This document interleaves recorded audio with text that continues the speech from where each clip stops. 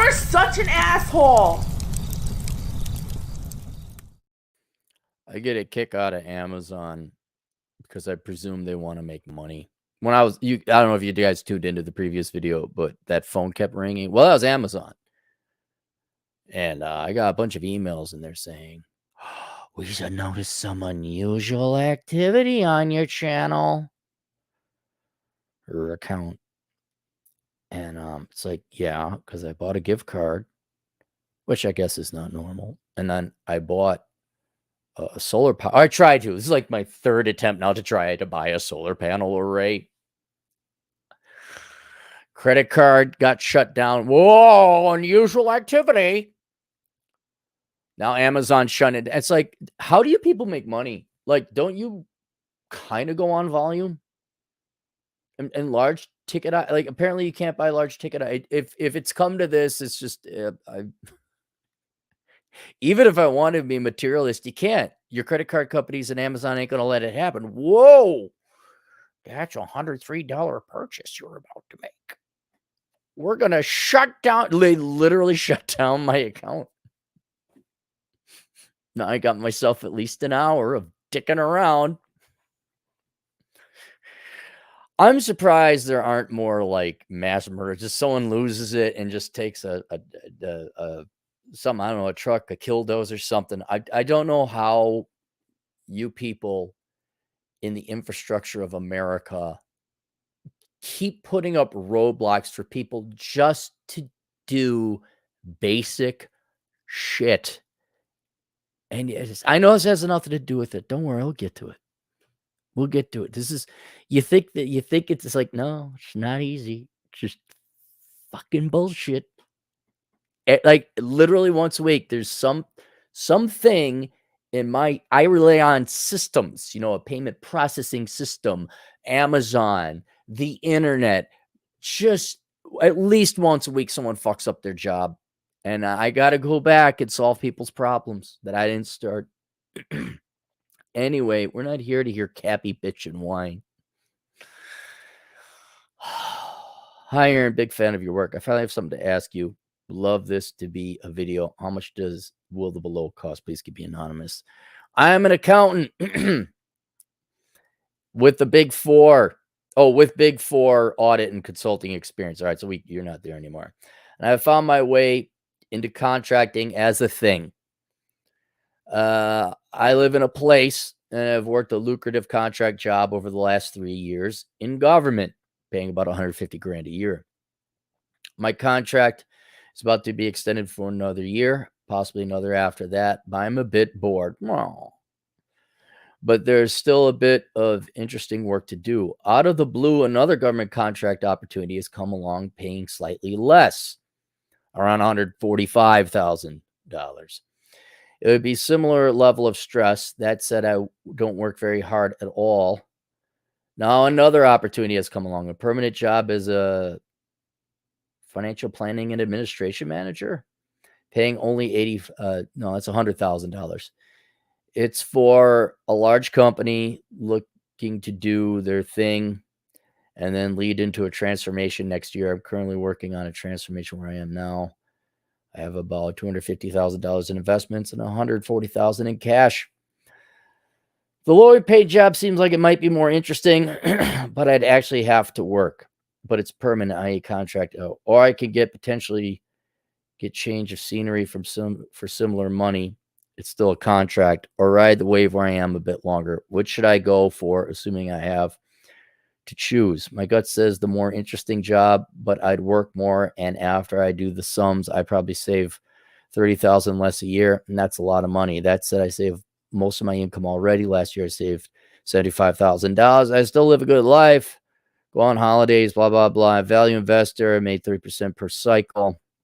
Last 3 investment cycles, 82. So I think I'm on track to not have to work within 5 years until inflation goes up. At first, I get excited about a real job, then I think real money. Okay, look here. I'm going to explain. Let me explain. You ready for me to explain? Let me explain. You could take the hottest chick ever. Tiggle bitties, red hair, long red hair, ass that backs up into this. You're going to get sick of her shit. And dude, financial planning and analysis, or I don't know what that means. That's not fun. That's not fun. Get it out of your head that there's a fun, rewarding job. Because even if it is slightly rewarding, like I remember like when I was an analyst, I actually got to like the first job I had as an analyst where I analyzed things, it wasn't data entry or clerical work.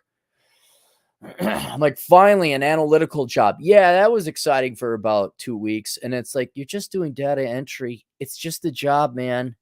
You're I don't care if you're at the government job or the permanent job or the other government contract job. You know what you're going to be doing? You're going to be looking at spreadsheets, moving mice, and clicking buttons. That's it. And even if it's great or fun, like a tig-bitted redhead with long red hair and an ass that backs up into this, you're going to get sick of it. Novelty wears off on everything. Your life is not your job. Okay? Stop doing the girl thing. Stop doing the career is my life and my value. I want to work. If you work a job you like and never work a life. You explain your jobs again for a billionth time. Please, here, if you don't believe this isn't clear enough for you, please go get the book, How Not to Become a Millennial. Read the chapter on careers. A job, all jobs, all careers. Are you giving up bits of your finite life to get money? That's it. It doesn't matter if what you're doing was fun at the time. I'll get to this later. It doesn't matter if it was boring. It doesn't matter if it was beneath your level or above your level. It's an hour of your life you're never getting back. And therefore, it doesn't matter what you were doing during that time unless it was absolutely painful, like Mike Rowe's dirty jobs. Or in a rare instance, you're Sterling Cooper and your job is to be a porn star, which, by the way, even he gets sick of. And and that's where the novelty comes in. The novelty, even if you are lucky enough to find a job you enjoy, or slightly, you get to do financial planning and administration. Wow, that sounds like great, man. That just really sounds great. It sounds as equally boring as your current job for a lot less pay and probably real work. And oh, by the way, now you get to deal with office politics. And that industry you mentioned, yeah, it sounds like high risk. That sounds like high risk. I look at their finance, I look at their Glassdoor reviews. So please, I need you to understand this and evolve to the next level. Level up. Your job doesn't matter. It's how much money you make in the end.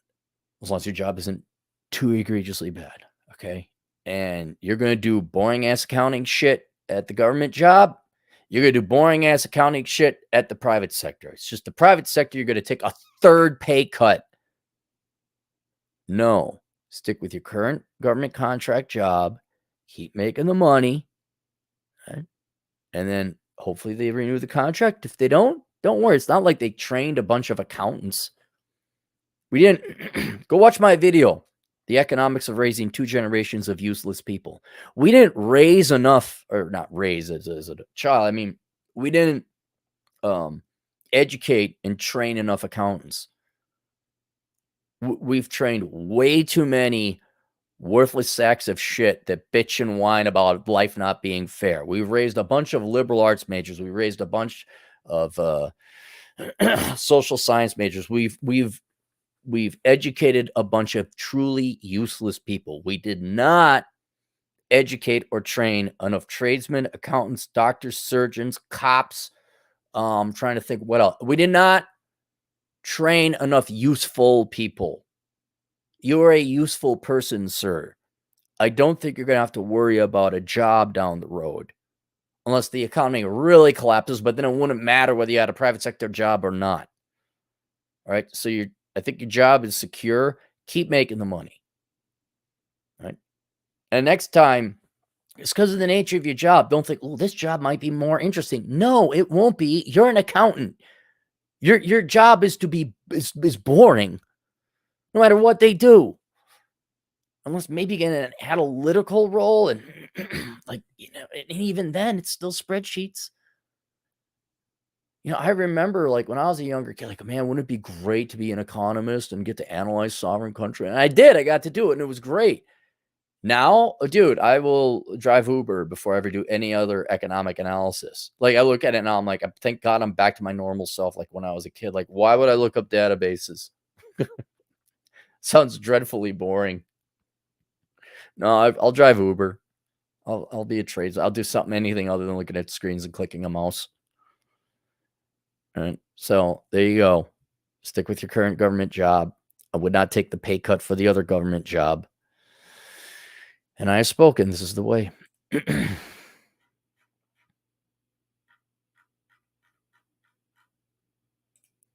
Lar, 57, new guy, $5.